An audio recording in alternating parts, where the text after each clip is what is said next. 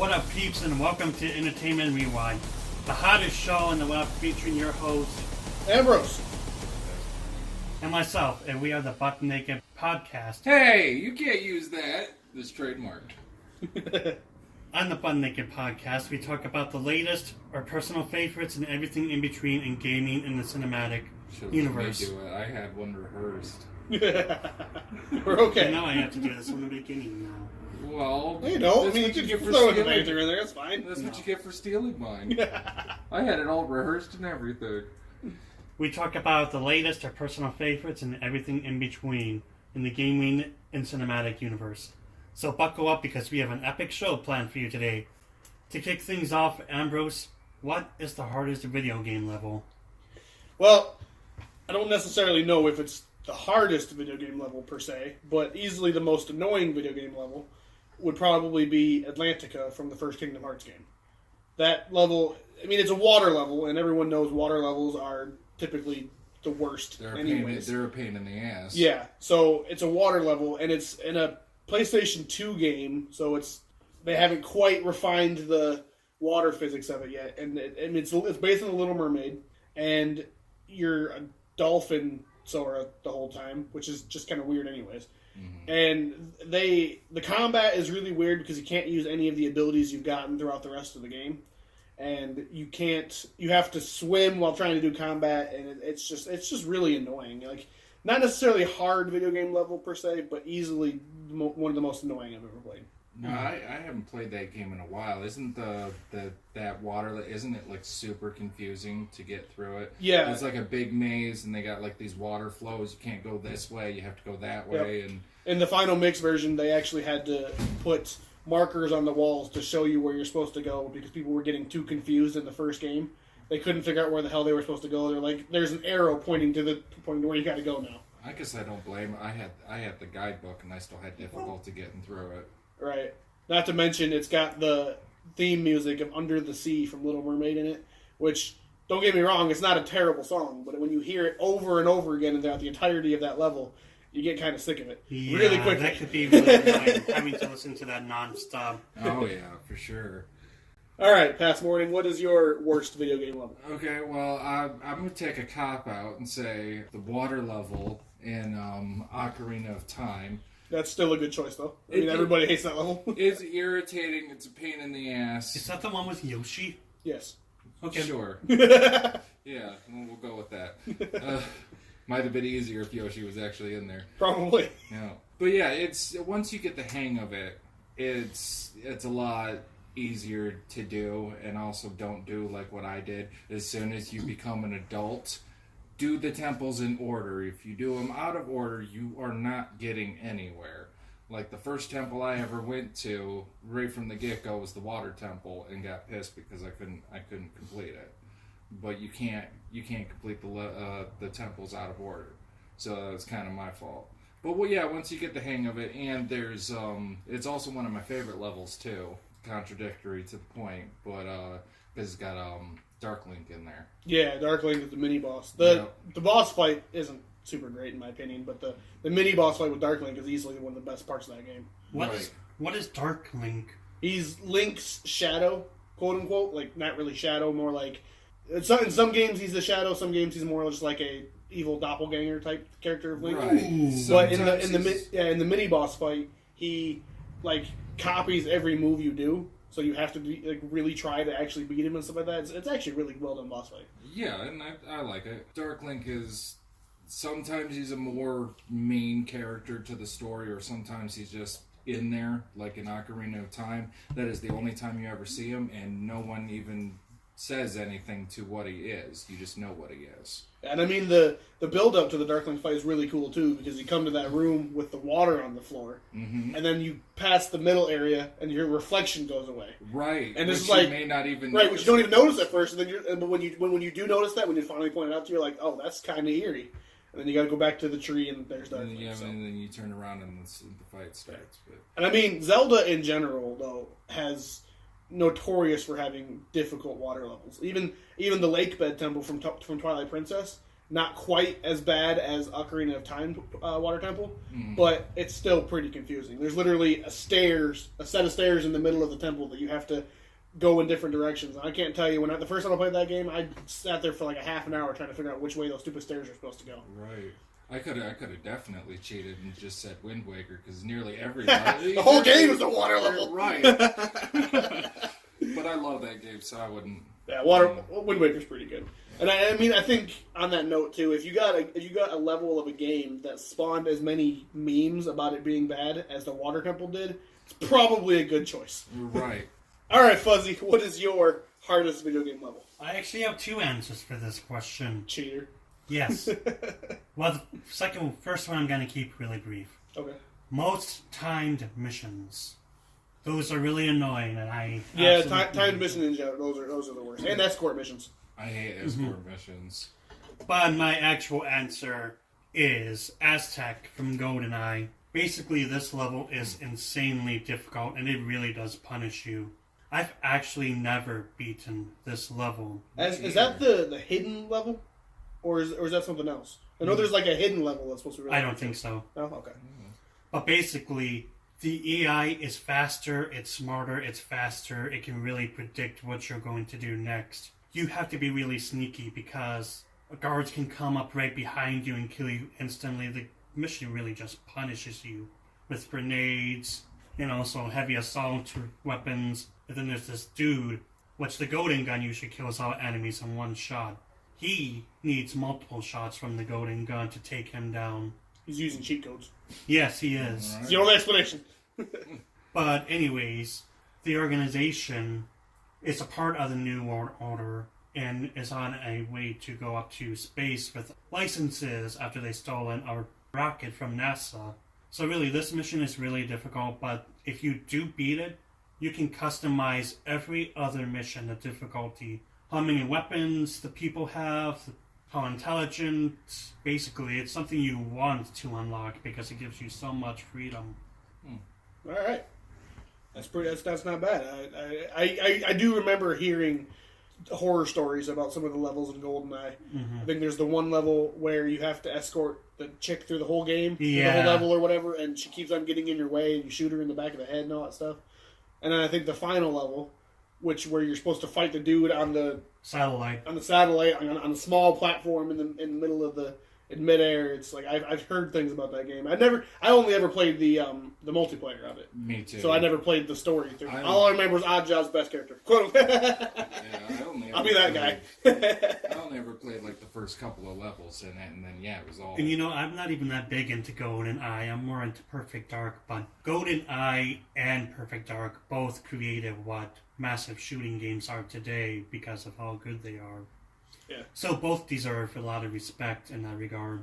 Yeah, I mean, as far as N64 games go, that's GoldenEye is one of the ones that like most people put as one of the best ones, right up there with Ocarina of Time and Mario 64. Anyways, with that being said, Fuzzy, what video game made you cry? Now, I get really immersed in games and movies, and it's easy for me to step out of reality because of how immersed I get. And I'm going to kind of take a little bit of a cop-out. But anyways, I bawled my eyes out in The Walking Dead Season 1 when Lee gets bitten by the zombie and you're playing as Clementine and you have to choose whether or not to kill Lee or just to walk away. I mean, I was bawling I even just played it recently just because of how fun it is. And I was just bawling my eyes out because Lee and Clem built this really strong connection between the two of them. I mean, you have a stranger who's caring for a child, basically, and helping her survive in the apocalypse. And I also was starting to get a little bit teary-eyed on the last episode of The Walking Dead Season 4 with Clementine. But no spoilers from me, because it just came out. So I'm sure if you see it, you're going to cry too. Spoiler alert. Well, that game is full of, hard decisions and, I mean, save this person, save that person, or just straight up get out of there, I mean, seeing as it's a Telltale game, and that's kind of what their goal is, to make the hard decisions, make you want to save everybody if you can. That makes sense. Right, because in most games you can make multiple decisions, just, it's built in there. But Or if you make the wrong decision, you just reload your last save and try again. Yeah. Right. What about you, Ambrose? Well, I kind of have two answers for this one. The first one, Cheater. Fallout 76. No, I'm just kidding. That's a bad game, but it didn't make me cry. No, the first answer is the first Dishonored. Not necessarily the whole game, just the bad ending of the game. Because for those of you who haven't played Dishonored, it's got a chaos system where the more people you kill, the more chaos happens, and then the worst ending you get. Mm-hmm. And so it also makes the gameplay harder, too. Yeah, it makes the gameplay harder with more disease and all that kind of stuff, call too. them Weepers, I think. Yeah. But anyways, so if you play a high chaos playthrough where you're basically killing every single person in the game, That would be me. then you get the worst ending of the game. And this ending, it got me. I don't know if it necessarily made me cry per se from what I can remember, but it definitely got me because like every good gamer, if you play a game the way we do, we get invested in these characters. Mm-hmm. And so the point of Dishonored is you're trying to save the little princess Emily, Empress, whatever, who you actually, it's confirmed that she's your daughter, like through little subtle hints in the game. Spoiler alert. The game's been out for 12 years, so shut up.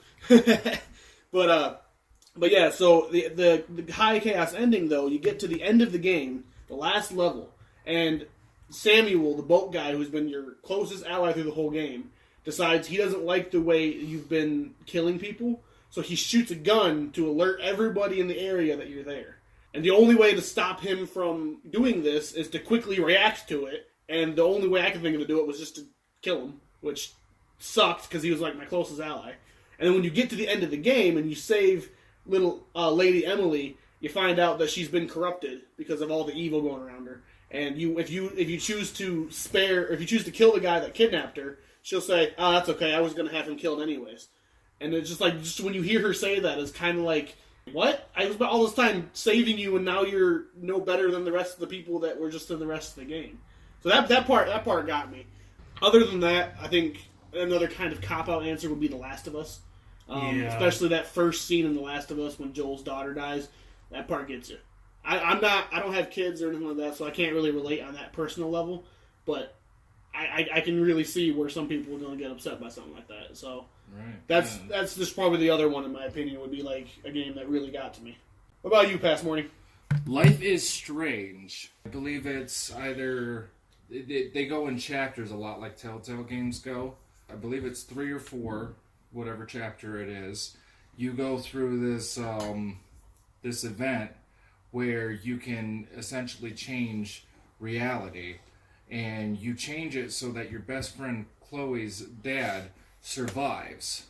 He gets into an accident and dies, and there's a whole bunch of problems that happen. But you go back, you change it, and when you come back, he's alive, the family's together, but your friend Chloe is confined into a bed. Sorry, I had to choke on that one for a minute. Confined to a bed. It's choking him up now too, guys. Yeah, with tubes in her, and so she can't move. She can't, do anything. Huh. I can't remember exactly what happened, but I think he survived. Well, I mean, isn't it kind of implied? I don't know if it's stated, but it's implied that because he survived the accident, she also got into an accident or something, or because he wasn't there, she had to take his place. How they do time travel stuff. Right? They don't out and out say that, but I believe the dad gets killed by a car accident, and then because he survived, he gave her her first car, and she drove out and got into a massive car accident. Yeah. But anyway, there's a decision that you have to make, where you have to either refuse to kill her or actually kill her. She just wants to, take a whole bunch of extra drugs and just fall asleep and die and, have her fond memories and stuff. And then there's the other question of, is that right to do? And because you have the added feature of rewinding any decision that you make, it makes it even harder because you end up picking one decision that you don't like just so that you can rewind and pick another decision that you like even less. and you never get the right answer. And yeah, that was one that really got me, because that's, that is a real situation that people go through, and pull the plug or let them suffer.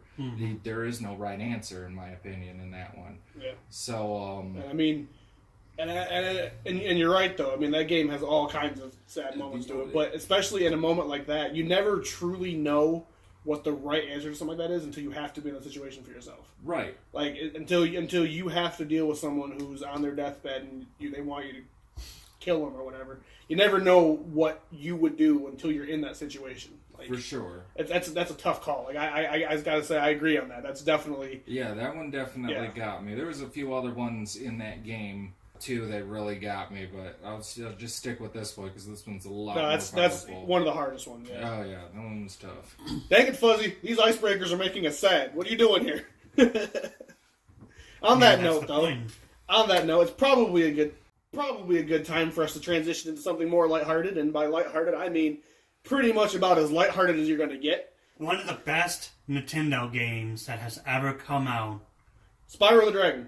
That's PlayStation. Nintendo. Crash Bandicoot.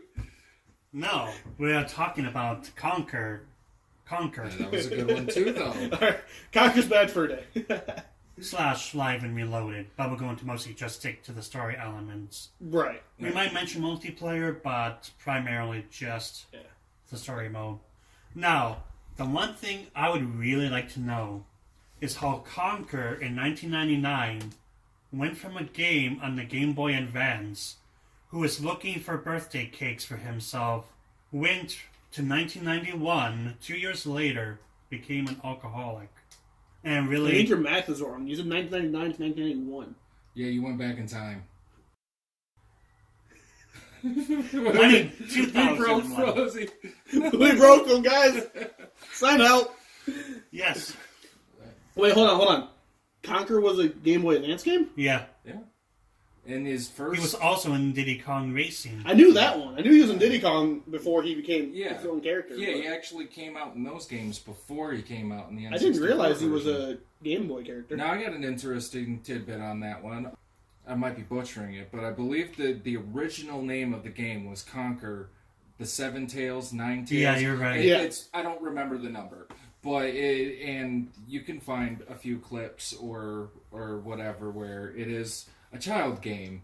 You do this and do that. They didn't really show a whole bunch, but then they said what it was supposed to be about. And then that production went on for a while. And then I guess just one day they were like, everybody's got their cute and cuddly, platformer games. Let's try something else. And they did. I would have loved to be at that meeting when they said that. Be like, what? Or I wonder if the president over there was like, oh, okay, go ahead. I mean, I would want to be at the meeting of when they decided to give a sunflower big-ass tits. I mean, I want to be at that meeting. Like, whose idea was that? How high are you guys? And where can I get some? Yeah, like, how do you even... the big titty sunflower. Fantastic. You got the Great Mighty Pooh. Which we all put in our greatest boss fights countdown. I actually got called out in that one. Someone put a comment in whatever that my number 2 choice in. That was me. That was me. I thought that was that was me. Yeah. That was funny because you put number 2 as number 2. I didn't even realize that at first. I'm like, oh, I did. No, but Conker though, like. As someone I love RPGs, a lot of them. So I'm a fan of like the serious stories, like Final Fantasy stuff like that.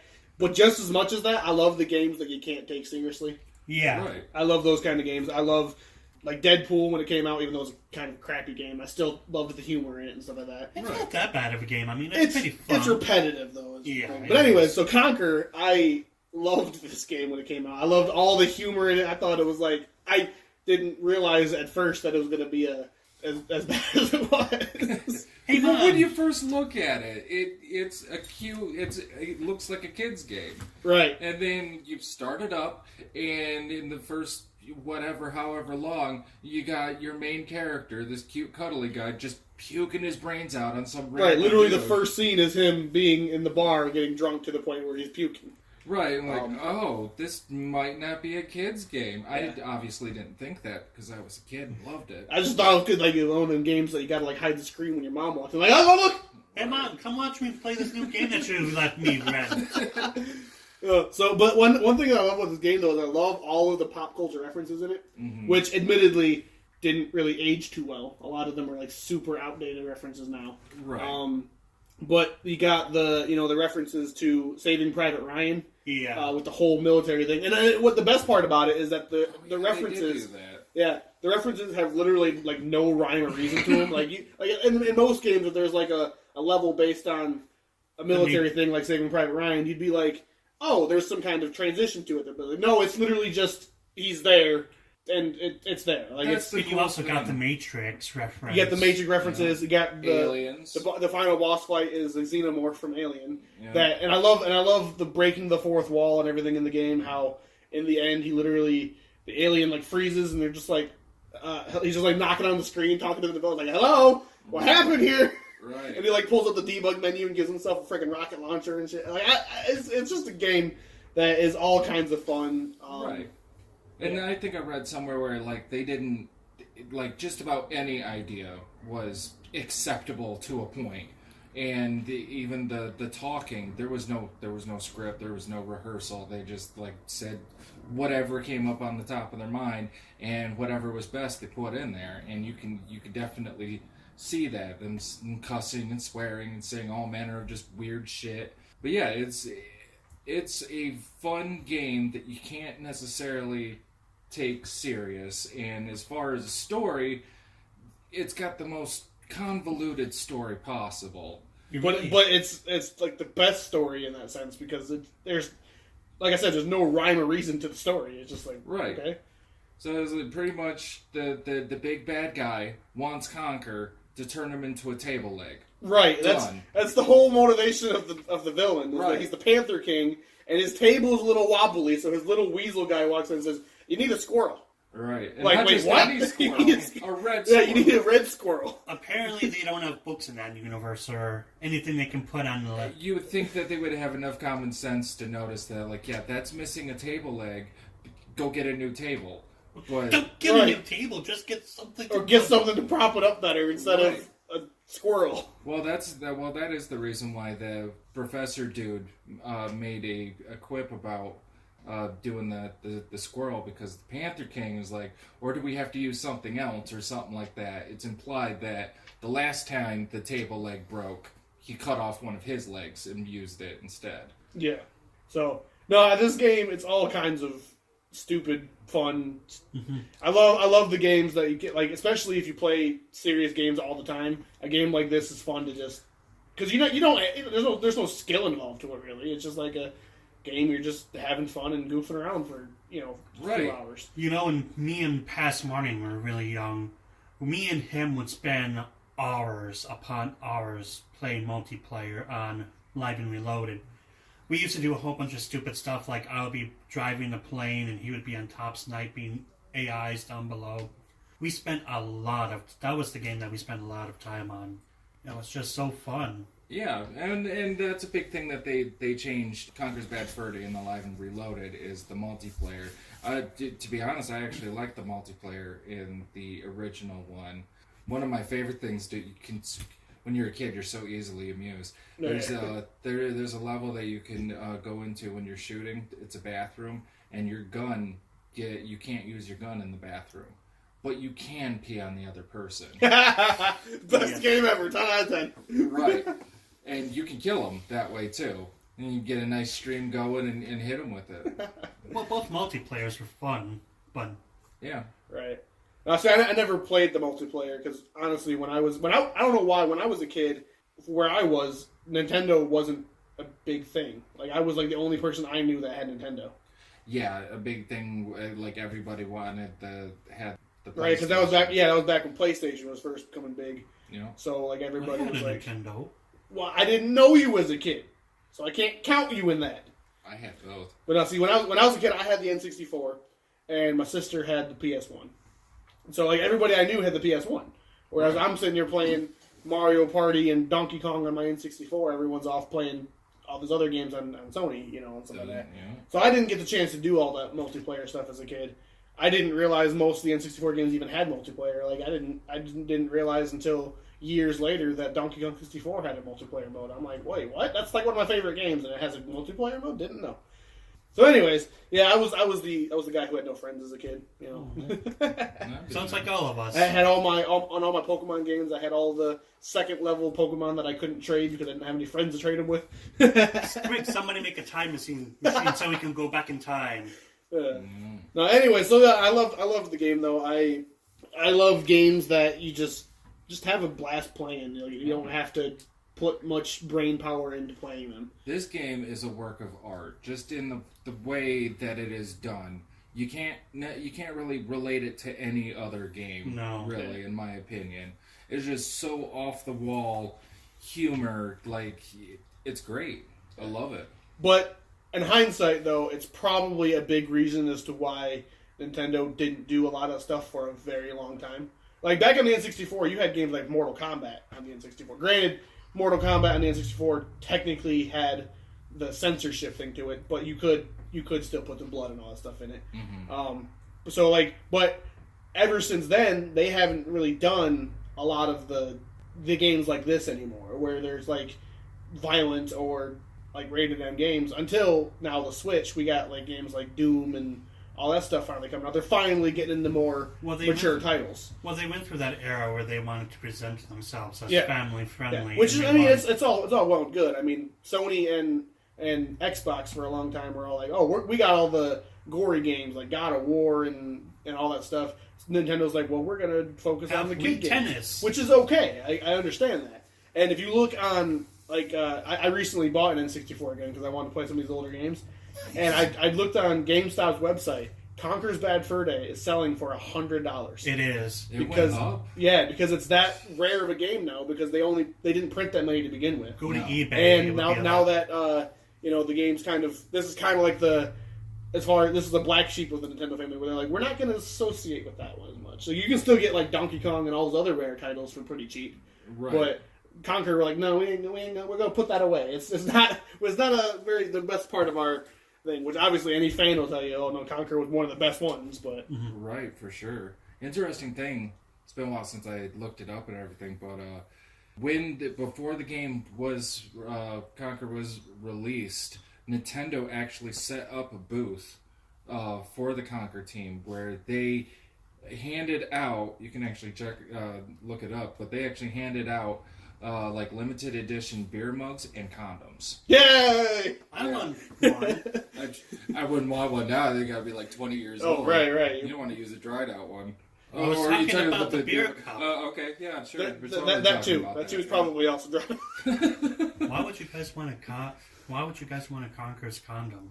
If it was still in the package and unused, I would frame it. That's probably just Nintendo saying, if you're stupid enough to buy this game, don't reproduce. Drink the beer to kill your sperm, and use the condom to get rid of the rest of it. Except that doesn't happen like that. Anyways. So yeah, I think that's about all we could say about the game. That's, I mean, obviously there's other little bits of it that's fun and hilarious and all that kind of stuff, but I mean, that's basically the gist of it. The rest of it we can do in our scoring, obviously. So now for the plot. There really isn't much of a plot, as we mentioned, and it's basically just randomness that Conker and you are thrown into, with you being at the bar, getting wasted, and throwing up, and then taking a wrong turn on your way to get home. I mean, I would like to give Rare an A+ for creativity, but I'm going to have to give it a 2. Yeah, I mean, not much to say, much for the plot. Like you said, there's not much of a plot. I mean, there is one, but with a game like this that you can't take seriously, you can't really give it that great of a score on plot, really, because there's it's so much going on that which is the charm of the game. I'm not saying it's a bad thing. No, it's the point of the game that it doesn't have a very concrete plot to it. I probably wouldn't rate it as low as you necessarily. I'd give it like a 6. I'd still what you have in the game. The story of the game is still great. It's still funny.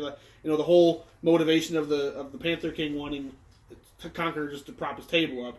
You understand why that's a thing, but you can't really rate it too highly on a plot because it doesn't have much of a plot to it. I rated it a 6. I think I'll be generous with it a little bit because what you got is great. It is not great. much of a plot, but it is great. So I'm gonna give it an 8 for like the same reason why you guys gave it a lower score is that the fact that it has no plot is the best plot device in this game.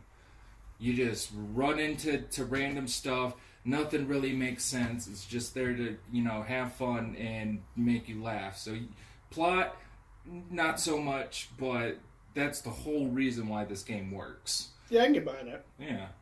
That's fair.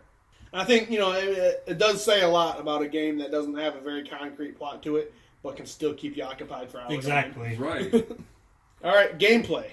Fuzzy. Now, I don't want to compare both games, but the game helps you relax after a long day. It was designed to help you take opera classes and begin singing the mighty song of the great mighty Pooh. We sang it enough a couple weeks ago. We ain't singing it now. We are singing it again. We will not sing it again. But with the remake, of course, you're going to get the updated graphics, better sound quality, and less lag. But I also kind of felt like it was a lot smoother, even just playing with the controls itself compared to the N64. But overall, there's really not much that difference between both of them. And like I mentioned earlier, me and PasMorning had a lot of fun in multiplayer. We had a lot of fun in single player. So yeah, I'm going to give it a 6. Okay, so gameplay-wise, obviously Conker is a 3D platformer, sort of akin to Banjo-Kazooie, Donkey Kong, and Super Mario 64. Those are like the big 4 of the 3D platformers in the N64. Mm-hmm. And it's easy to tell that of the 4, Conker is the weakest on the platforming aspect of it. Like, the rest, like, platforming in general back then was hard to do, especially in a 3D context, because you're just like, platforming is a hard thing to nail. Super Mario 64 did a great job with platforming.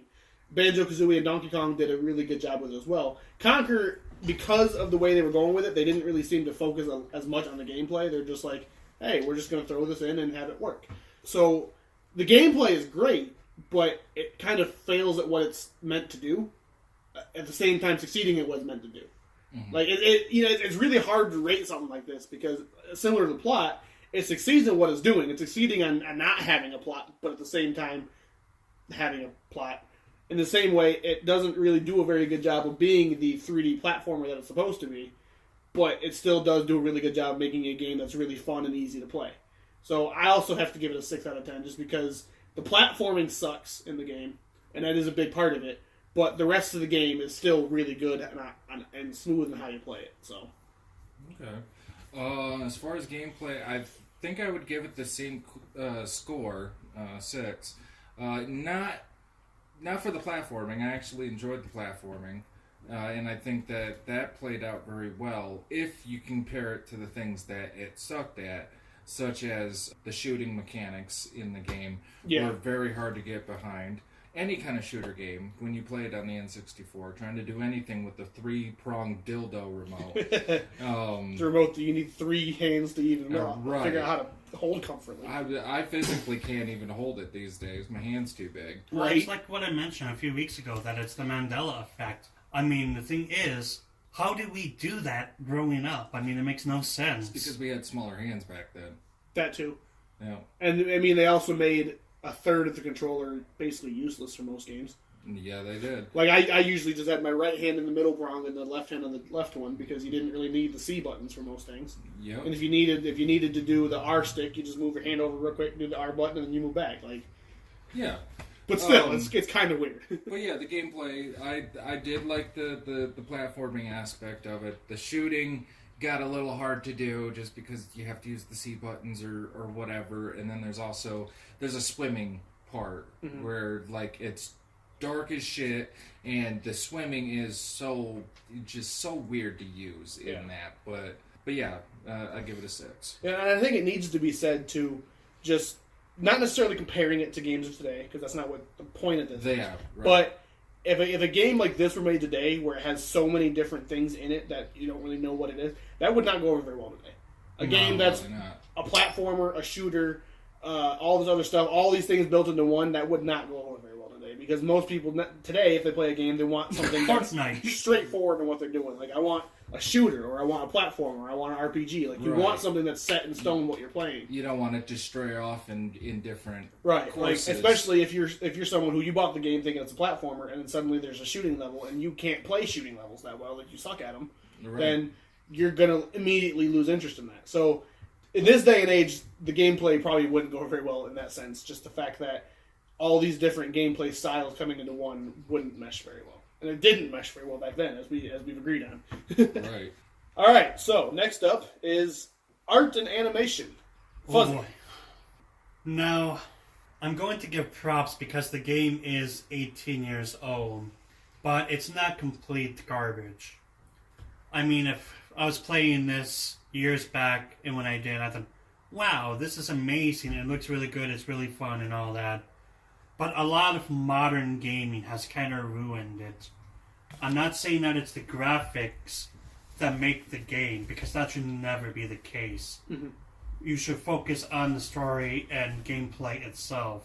But the thing is, the graphics, I tried playing it not too long ago, and I just couldn't, because the graphics are really sketchy and really rough. I even noticed a few animation errors where items would actually clip, like when Barry's bending down on the spaceship, which sounds kind of eerie. I think it was. That was the point, though. So I'm going to have to give that a 5. Art and animation is probably the best thing this game's got going for it. Easily. Like, it's sure, yeah. Like, if you think about it, not even just in the same regard of what you're talking about, just the fact that all the different kind of designs for characters and stuff like that. Like we mentioned earlier, the big-titted sunflower, the great mighty Pooh, the bee, freaking even the Panther King is pretty coolly designed in his way. And I gotta say, one of the favorite things I love about this game that I should have mentioned earlier, forgot about, is the death character.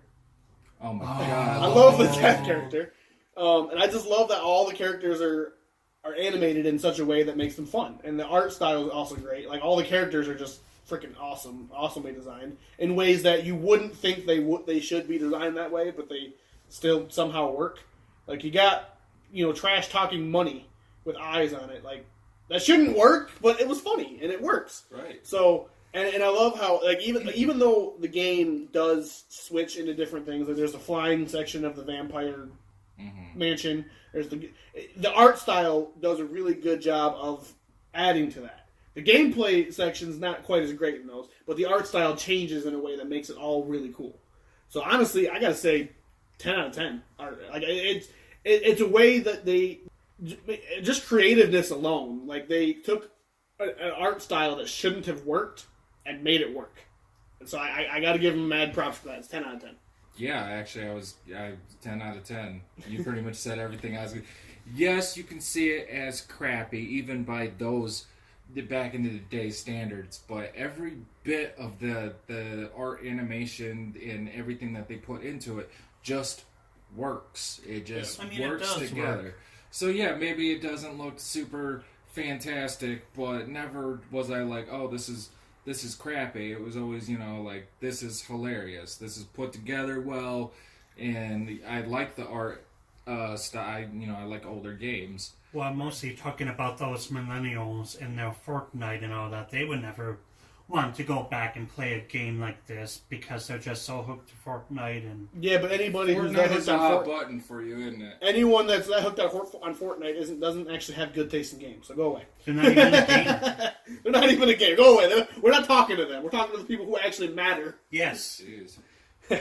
Not enough to just not play the game. You gotta call them out. Too. I'm just being facetious. Right. But I think though, like you're saying though, like when you're a kid, you don't care about how the game looked. Mm-hmm. You do now because kids are spoiled nowadays. They have all the best graphics there. But when we were a kid, we didn't care about graphics. We're like, oh, this game's fun to play. It's gonna keep me occupied. Shit. The Great Fairy in in any of them really on the N64. That was hot. That was like the hottest thing you saw. Oh yeah. Oh yeah. She was a looker. So yeah. I mean, like to be in that regard where you're like back then something like that was entertaining. Like especially because it was so bizarre and out there. Like, Yeah. you look back on playing it as a kid, and the Great Mighty Pooh shows up. You won. You won her there. I was like, it's sold. Let's go. You know, as a kid, that was the best thing ever. Yeah, as soon as you walk, I remember as soon as I walked in there, like, this is the greatest game ever. Right. Tear in my eye, just like so happy. So this is the game that made PasMorning cry right here. This is yeah. what... I loved it. It was happy tears though. It's okay. All right. Sound design, right? Sound design. Fuzzy, how was the sound design for you? Now, this is the area that it bombed on. Because the thing is, what I've noticed, it sounds like they either used really cheap microphones or something really weird happened. Because I noticed then and now that there seems to be a lot of distortion during the dialogue. It doesn't sound clean. I mean, everything else kind of sounded good and all that in that regard, especially like with the bull taking the shit on the pipes. I like that. But the parts that sound clean are the parts that you probably don't want to sound clean. yeah. Right, that's a good point. The fart sounds in there come out crisp. So I don't know. I just kind of felt that it was really distracting hearing the voices sounding so distorted. Right. I mean, it does add some charm, but at the same time, it's like, I don't know. What was the score for you then? My score for that is a 2. 2. Oh, it's not doing very good on the fuzzy spectrum. Nope, I am being critical. It's just like I'm the one who picked this game because I do love it. Yeah. I love it, but that doesn't mean that nothing deserves criticism. No, I agree with you. In fact, I actually agree with you on what you're saying about the sound design, because one thing I do remember about this game being difficult is that it was hard to understand the characters. Like Conker by himself, not just because of like the microphone aspect of it, like just the kind of not really sounding all that great, but the accent that he had made it kind of hard to understand what he was saying. Right. Like, it's a good thing this game had subtitles, otherwise I wouldn't know what the hell was going on, because I just didn't understand what the characters were saying. You know, and the accent is part of what makes the game great. Like, Conker's accent, it's like, that's like, okay, that's part of Conker's character. You wouldn't change that, but it made it hard to understand what he was trying to say. I don't really remember much of the sound quality other than that, though. Like, the thing I remember, when I think of sound, I remember the voices being a little funny and hard to hear. Right. But I mean, what we said about the part that the things you don't want to hear are the things you hear.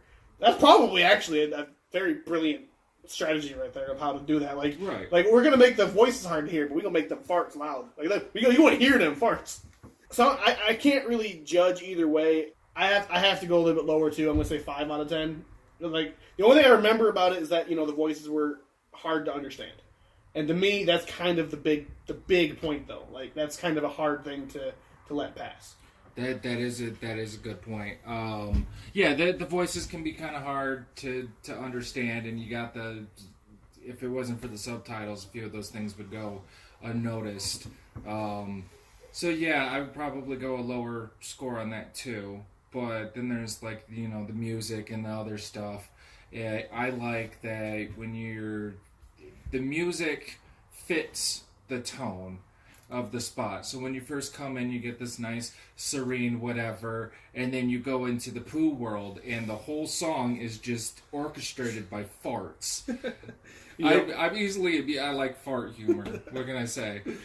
So the music always fits. It's okay, we're a bunch of 12-year-olds in here. You're right. 12. I was aiming more towards 8. I was 7. But yeah, I would say 5. It could be better, but the whole fact that you can't necessarily understand them 100% at the time is a bit of a problem. But the music, the background music, is always there and always fits the mood, and I like that. Yeah. And that's a big part of these kind of games too. Is that if the background music isn't good, then what are you trying here? You know, like it's especially in a game that's not quite as dialogue heavy as games these days are. Mm-hmm. You need background music. All right, replayability, Fuzzy. For replayability, I'm giving it a 6. Now, the reason being is because if you like Crude, it was basically what Ambrose was saying earlier about the game not being too serious and all that. And it's just if you want to stick around, have a lot of fun, do randomness, and yeah, it's a lot of fun. So replayability, the big factor here is the fact that the original game still costs $100. They're the big factors. I can't really say like I want to replay it all the time. I don't have the game anymore, and I don't want to spend $100 to get the game. I'm not spending the money to spend $100 on a game, which is saying a lot because I do that all the time. But that's on new games that I want now. But if you have the game, and then obviously, replay it. It's a game I would love to replay. So I give it a 7 out of 10 in regards. I'd love to play it again. It's not a game I can see myself replaying all the time. Like it's not like it does have. It's a very niche game to it, so it's not like I can say every 2-3 months I want to play this game. I can see playing it here and there. Got nothing else to do, play some Conker, whatever. And the fact that it's $100 to try to buy the game I'm not going to be replaying anytime soon in that regard. Donate to our Patreon and maybe replay it on the stream down the road. So you don't even have a Patreon. Right. I do. You do. We don't. Yeah.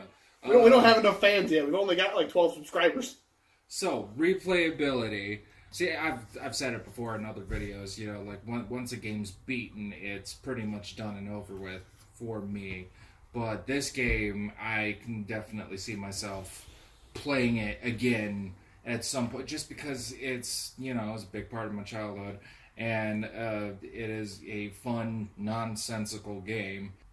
For anyone who doesn't know, you can get the Rare Replay, which is a game that has 30 whatever rare games on it for the Xbox One. So if you don't have an Xbox One, I guess you're screwed. But that is a replay option in there. I would still suggest, if you have the possibility, play it on the N64 so that you can get the full experience. There's less things that are bleeped out, and there's an idle animation in there that it has been completely taken out of the Rare Replay version, which is not a very big deal. It's just Conker playing Super Mario on his Game Boy. But they took that out, and you can still, it's kind of cool, you can still see the buttons, whatever, on the game. 7. Alright, so last category of this would be recommended. How well do you recommend it, Fuzzy, for the first time players? Go ahead and play it, because it is pretty fun. It is a game that really does push the envelope on what should have been probably an X-rated game. I wouldn't say it's X-rated. There's no nudity or anything in it. Yeah, I know, but I mean, they did kind of push the bounds quite a bit. Of course they did. It's But for recommendation, I'm going to have to say a 7. So yeah, recommended. I can't in good conscience recommend it to a 5, 6, 7-year-old kid, which is probably the age that some of us were when we first played it. And it's probably a testament to how screwed up we are now. And I mean, Hypocrites. And plus, I used to work at GameStop, so I would have to explain to parents some of the things that make a game as bad as they are. So I kind of, if I were a father, I wouldn't let my kid play Conker. No. At least until a little. I wouldn't say it's terrible. It's not the worst game ever, but I wouldn't let him play it that young. Maybe 8, 9 years old, maybe that kind of higher end spectrum. I could say. Because it's not like there's nudity in it or anything. There's just really crude jokes. Yeah, but they're not really going to want to play it, though, most likely. I feel like you're not really giving the millennials enough credit here. I think a gamer is gonna enjoy these kinds of games. You're millennial and gamer isn't the same thing. You're thinking of people who like playing Fortnite. That's not just millennials. That's just people who aren't gamers. They just play a game. So I recommend it go. I'd say 8 out of 10 easily. Obviously I'd say have, viewer discretion advised because you're not going to necessarily want all of your kids to see everything that's in this game necessarily. But if you're a gamer and you're into Nintendo, this is definitely a good part of Nintendo history that try as they might to erase it from their history. We still think it's great. Mm-hmm. So I gotta recommend it. You gotta try it at least once if you're even a fan of Nintendo. And if you need a babysitter, go ahead and call your 90-year-old grandma to come. And have her play the game, too. Yes. See how she reacts to the Great Mighty Pooh. So, the recommendation. 10 out of 10, I don't give a shit how old you are. If you play the game, it is fantastic. It is inappropriate. It's hilarious, but it's so old to the point where I doubt anyone, kid-wise these days would even get half of the stuff. That's true. Like, I think the kids probably wouldn't even understand half the references. Right. And to be fair, a lot of them are probably desensitized by this point. Yeah. I can't tell you how many times I was working at GameStop and I would have to explain to a parent the violence in the game. And they'd be like, oh, they hear worse than that shit at home. It's like, that's not necessarily a good thing. See, we had an open policy like that, growing up. I could have, like, a 3-year-old kid, like, if you're old enough to hold the remote, you can play this game. Yeah. And a lot of people try to, hide people from profanity and other stuff, and I just think that's stupid.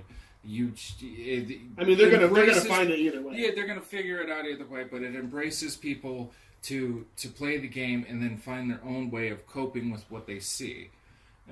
So straight up hiding people from violence or profanity just seems really dumb to me, because the more they are introduced to it, the more they know how to handle it.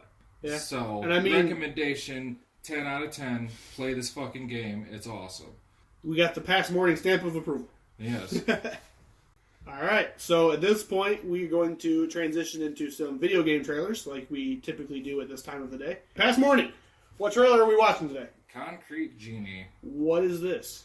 Great question. That's a really good question.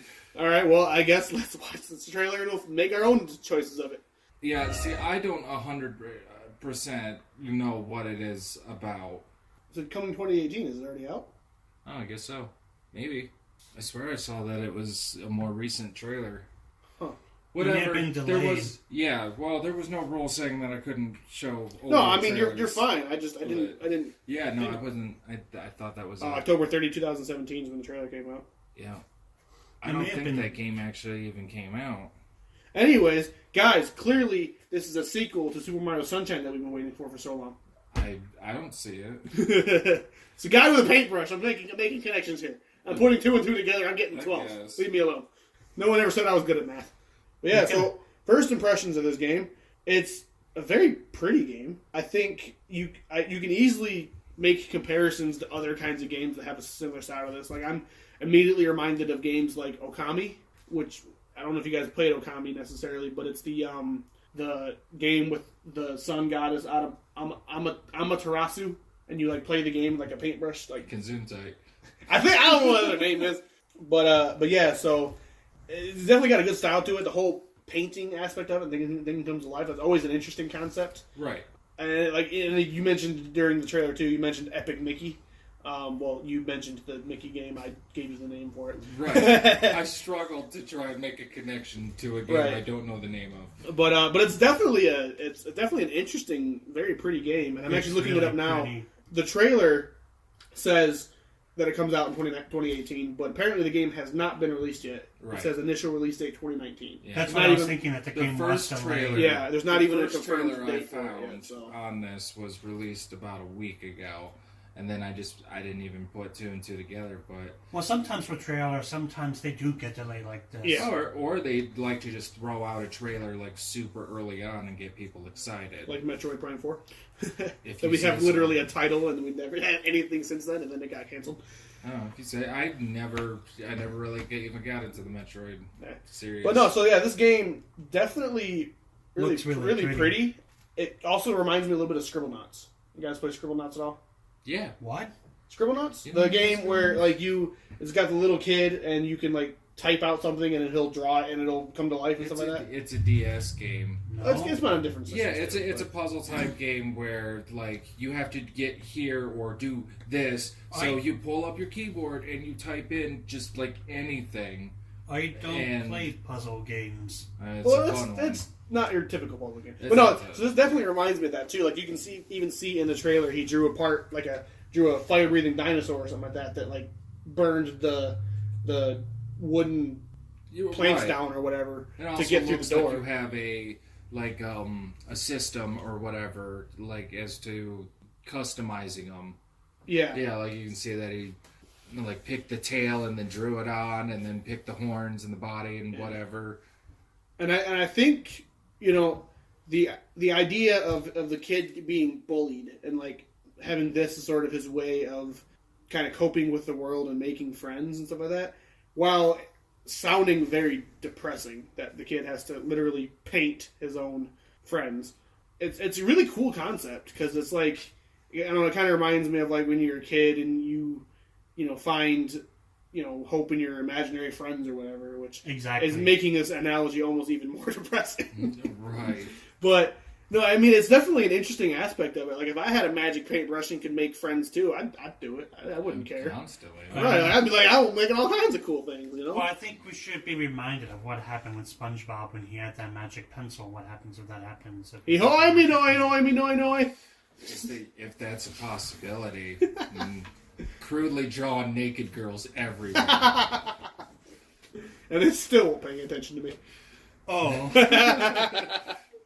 But no, this game looks really pretty. I agree with what you said earlier. You said during the trailer, you said something about the facial expressions are kind of weird, and I can kind of get a feel for that too in this. Right, because they're kind of drawn on, and yeah, because it looks like they're trying to go with like a 3D aspect on the face, but then the facial animation and the eyes are almost just kind of like drawn on there. Yeah. So all said and done, the game looks like it to be interesting. Don't necessarily know if it's something I'd be into per se. I mean, it looks interesting. It looks interesting to the point where, like, when it actually comes out, I wouldn't mind seeing a review or what this game actually is when it comes out, because I'd probably be interested. But there isn't a whole lot to go on right now. Right. No, it looks like there was a lot of options and all that. Now it makes me wonder if the player is going to be able to make a design off from the template that they offered, or if it's going to be forced, we have to pick it. Because if like you draw it on the wall, and it doesn't matter what you draw, it's going to just be the same damn thing. Because I really promote everybody to be creative. Yeah. And if you can make anything in this game, it's going to be hands down awesome. But I really doubt that's going to be the case. And that's why I was comparing it to like Scribblenauts, for example. Like in that game, if you say something like you need fire as like one of your things, you can make like a fire-breathing dragon and have it breathe fire on something. Like you can be as creative as you want with that. Or you can just type something like torch. Right. And so this game, I agree. I feel like it should offer more creativity to it. Like you can create any type of monster and it'll do what you want it to do. However, I don't know if it'll go that route. And obviously, storyline wise too, like is this kid that creative that he can make like super super elaborate monsters? Because all the monsters you see him drawing are like got weird looking arms and stuff like that. So like I don't know, but like it looks interesting.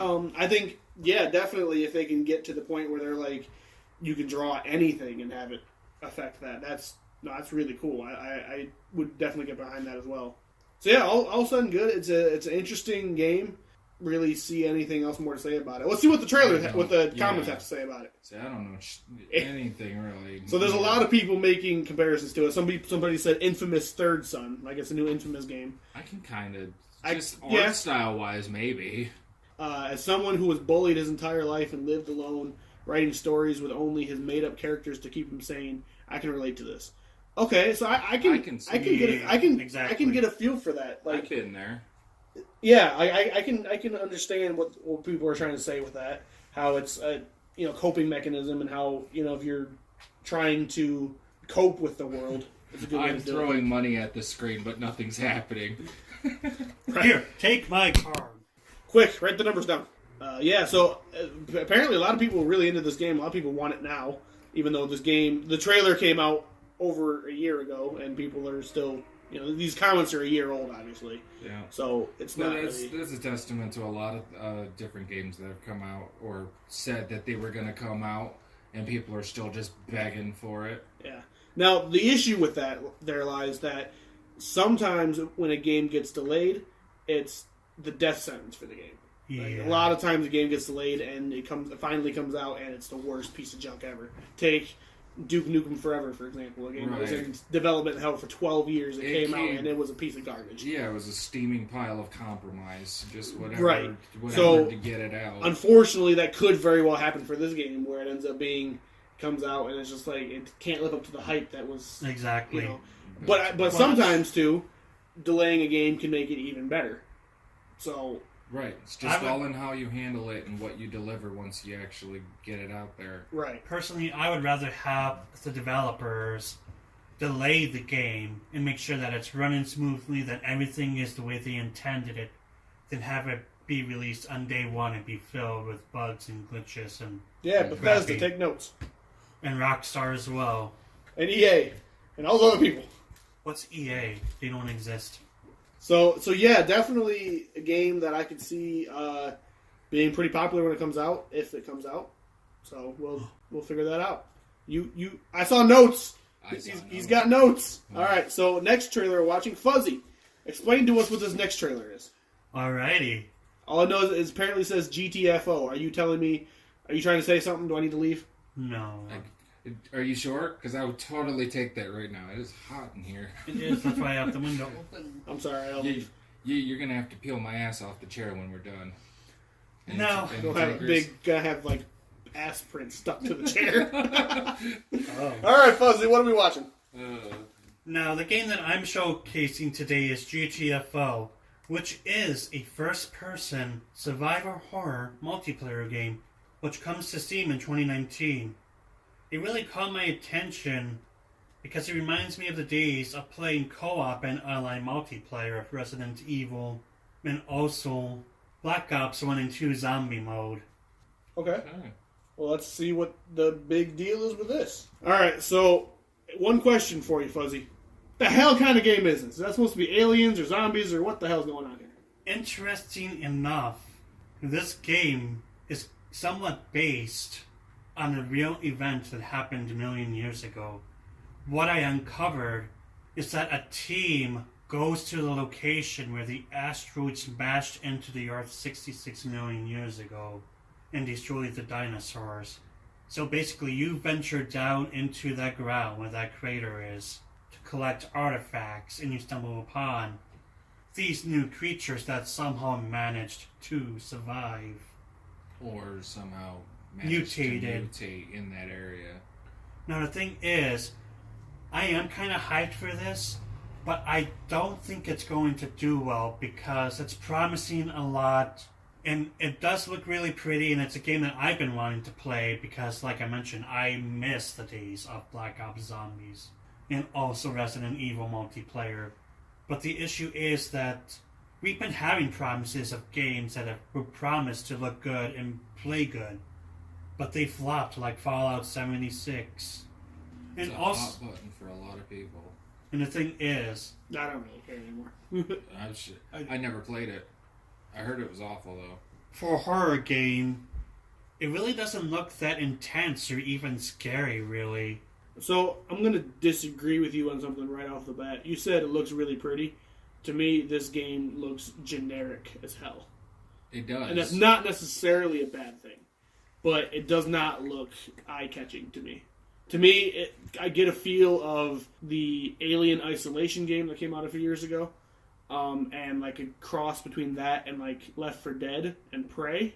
But it honestly doesn't look as good. I think it looks good, but it doesn't necessarily look like anything extra special. Yeah, like it looks good. It looks like a solid game, but it just doesn't look like anything that's all that different from the other games that we've played. Because if you're gonna do like the Aliens takeover or the freaky mutant monster thing, whatever, you kind of have to already be notorious for doing that, or you have to really come out of the bag with something. Yeah, great. that's the point that I was going to make, is that if you're going to try to make a game that has a formula of a game that we've seen time and time again, And this is you got to have something more to it than just this. And this is why I said that I don't think it's going to do well, because Like, the idea of it being a 4-player co-op game sounds interesting. However, there's a tidbit there where if it depends on how the co-op works. Like, if you can just play like 4 of your friends, that works. That's okay. However, if you have it where you're going to match up with random people online, you know somebody's going to fuck it up for you. You know there's going to be some guy who you're all going to be quiet trying to walk through the hallways, and some dude's going to throw a grenade and attract all the enemies to you and try to kill you, get everybody killed. You know, and that's the thing. That's how it works in public lobbies like that. Like somebody's going to screw something up. That explains why nobody plays games with me. So the 4-player co-op is kind of like that thing that they're going for, but it depends on how they make that work. That's actually going to decide whether or not that's going to be good. Well, let's see what you guys say down in the comments below. Hey kids, what are you playing? Get the fuck out, Mom. Yeah, GTFO, man. Here's the thing. I don't have 3 friends, so I can't play this. I relate to that, my friend. I don't have 3 friends either. Is it I'm your mandatory friend. that you have to play with other people? That's the thing. That's like the thing here too. Is like, does it have to be 4-player, or can I play it by myself? Best title ever. A lot of people like the GTFO title. Someone's been watching Aliens. Yeah, like it's definitely got that feel to it. It definitely does. One of the creepiest things for me is when someone is running away while hearing their friend scream in agony. Yep. That's creepy.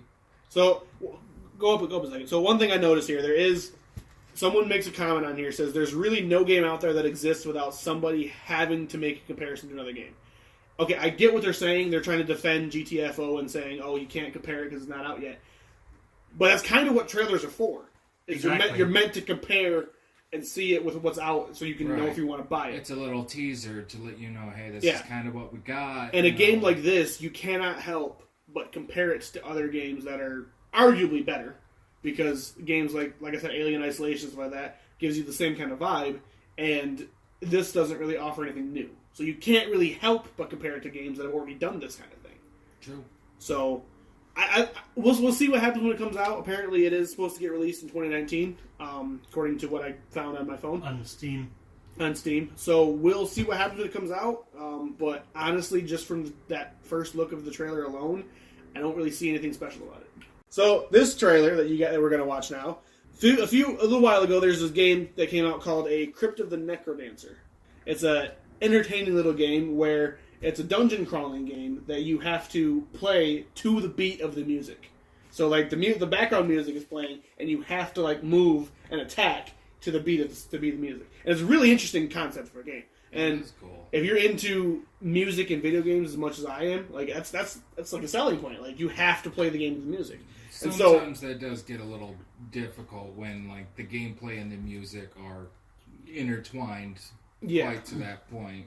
Yeah, I could but this game does it pretty well. Okay. So this is a new sort of game that I don't know if it's necessarily a sequel or like a standalone thing, whatever. However, this is what would happen if Crypt of the Necrodancer basically entwined itself with one of the best Nintendo games ever.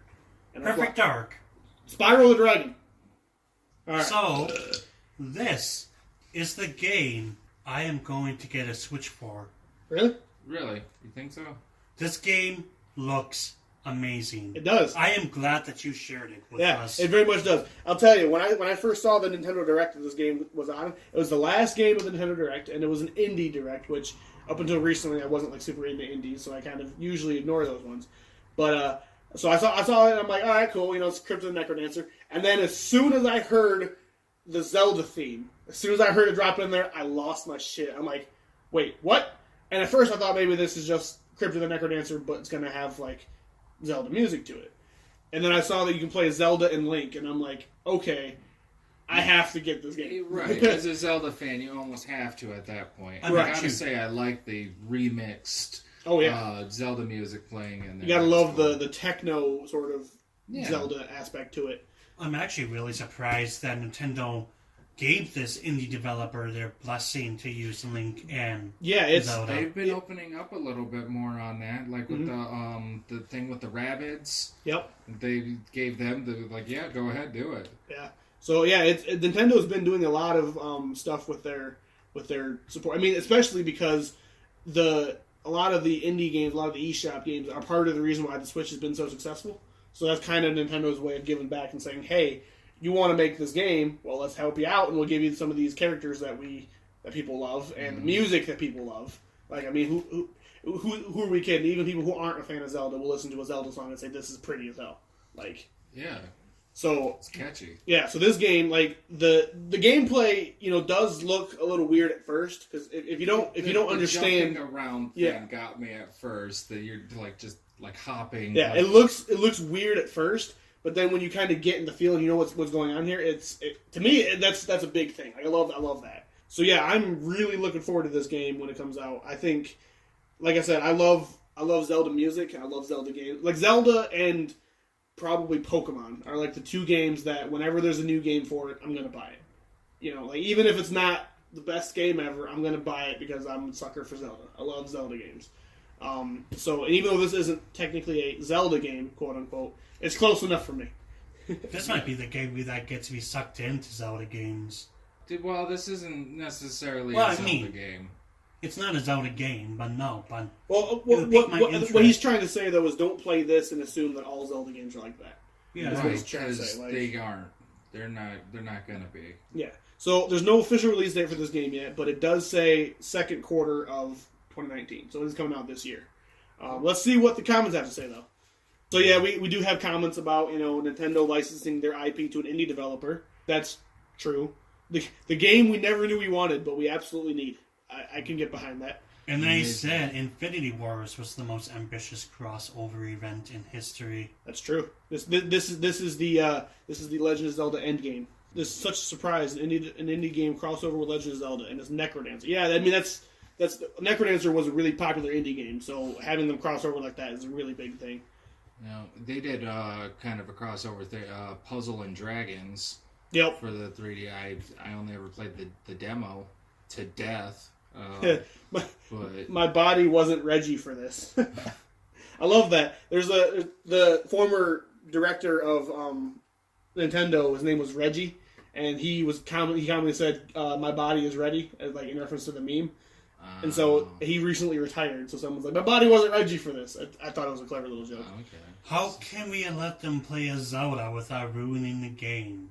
Brace yourself. Allow us to introduce herself. Yep.